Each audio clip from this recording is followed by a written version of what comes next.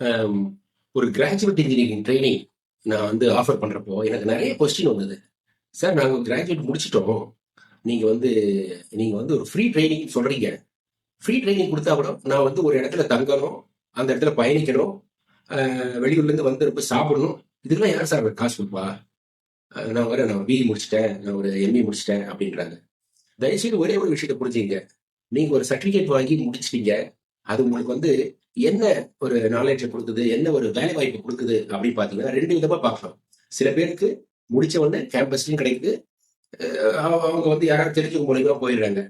மத்த இருக்கக்கூடிய ஆட்கள் ஒரு கிட்டத்தட்ட 80% ஆட்கள் வந்து வேலை இல்லை அப்படின்ற ஒரு மாயையில இருக்காங்க. நம்ம முதல்ல இந்த சேனல் ஆரம்பிச்சதே அந்த 80% ஆட்களை வந்து கரை சேர்க்கணும், அவங்களுக்கு புரிதல் வைக்கணும், அவங்க வாழ்க்கையை புரிதல், அவங்க வாழ்க்கையில யார் கையும் எதிர்பார்க்காம வெற்றி அடையணுன்றது தான். அதுக்குதான் இந்த மொத்த சேனல், அதுக்குண்டானதான் என்னுடைய பேச்சு எல்லாமே இருக்கும். தயவுசெய்து நீங்க எல்லாரையும் புரிஞ்சுங்க. நீங்க ஒரு இடத்துல ஒரு டிகிரி முடிச்சிட்ட பிறகு உங்களுக்கு எதுவுமே கிடைக்கும்னு நினைக்காதீங்க. முதல்ல ஒரு இடத்துல போய் எங்கேயாவது வேலைக்கு சேர்ந்துருங்க. ஃப்ரீ ட்ரைனிங்னா கூட 6 மாசம் தாங்க. அது ஒரு 6 மாசத்துல உங்களுக்கு வந்து ஒரு புரிதல் வந்துடும். என்ன புரிதல் வரும்னா, மொபைலே இல்லாம ஒரு கம்பெனில அந்த கம்பெனியோட ஓனர் முதலாளிக்கு ரெஸ்பெக்ட் பண்ணி ஒர்க் பண்ணணுன்றது புரிதல் வரும். காலையில 7 மணிக்கு எழுந்து ஒரு பஸ் ஸ்டாண்ட்ல போய் ஷேர் ஆட்டோவோ பஸ்ஸையோ பிடிச்சி அந்த நிறுவனத்துக்கு டைமுக்கு போகணுன்ற ஒரு டிசிப்ளின் வரும்.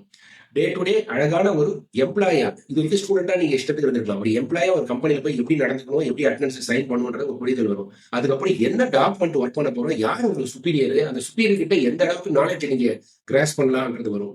லஞ்சை எப்படி நம்ம மேனேஜ் பண்ணணும், அந்த டைமுக்கு பண்ணணும் அப்படின்றது வரும். அதுக்கப்புறம் கடைசியில ஒரு 6 மணிக்கு அந்த வேலையை முடிச்சுட்டு திருப்பி வீட்டுக்கு நம்ம போவோம். இப்போ நீங்க வந்து ஒரு டிசிப்ளினான ஒரு வாழ்க்கை முறைக்கு முதல்ல என்ட்ரி ஆவறீங்க.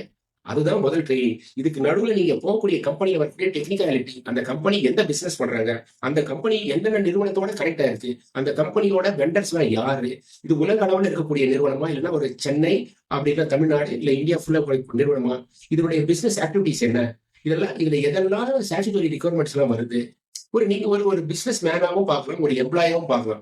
இது வந்து உங்களை வாழ்க்கையின் அடுத்த கட்டத்தை எடுத்துட்டு போகும். இந்த ட்ரைனிங்ன்றது ஃபர்ஸ்ட் டிசிப்ளின் ட்ரைனிங் தான் வரும். இதுவே நீங்க 6 மாசம் கடந்துட்டீங்கனாலே உங்க சிவில, உங்க ரெசியூம்ல இந்த கம்பெனில ஒர்க் பண்றேன்றது வார்த்தையை போடுறீங்க பாருங்க, அதுதான் உங்களை வந்து அடுத்த லெவலுக்கு எடுத்துட்டு போகும். அதுல வந்து என்ன போடுறீங்க, you are not a fresher, you are working in some organisation. அந்த வார்த்தையை எடுத்து வரதுக்காக நீங்க பண்ணுங்க. அதுக்காக நீங்க வந்து எடுத்த உடனே படிச்சு முடிச்சிட்ட உடனே உங்களுக்கு ஒரு சில இடங்கள்ல ட்ரைனிங் ஃப்ரீயா கொடுத்தாலும் சரி, ஸ்டைபண்டா கொடுத்தாலும் ஜாயின் பண்ணிடுங்க. அந்த 6 மாசம் உங்களுக்கு வேலையே கிடைக்காம வீட்லயே உட்காந்து தேடிட்டே இருந்தீங்கன்னா தேடிட்டே தான் இருப்பீங்க. தயவு செய்து ஐடியா உட்காராதீங்க. Keep moving. அதாவது ஒண்ணு ஓடி போங்க, இல்லைன்னா நடந்து போங்க, இல்ல ஊருக்கு போங்கன்னு சொல்லிட்டு ஒரு வார்த்தை எல்லாம் கேட்டாங்க. அது மாதிரி keep every second you have to grow. அதுக்குண்டான வழி வகையில பாத்துங்க. ஓகே, இதெல்லாம் பண்ண பண்ண நீங்க கண்டிப்பா ஒரு வெற்றியாளராக மாறுங்க. வாழ்க்கை வெற்றி அடைங்க.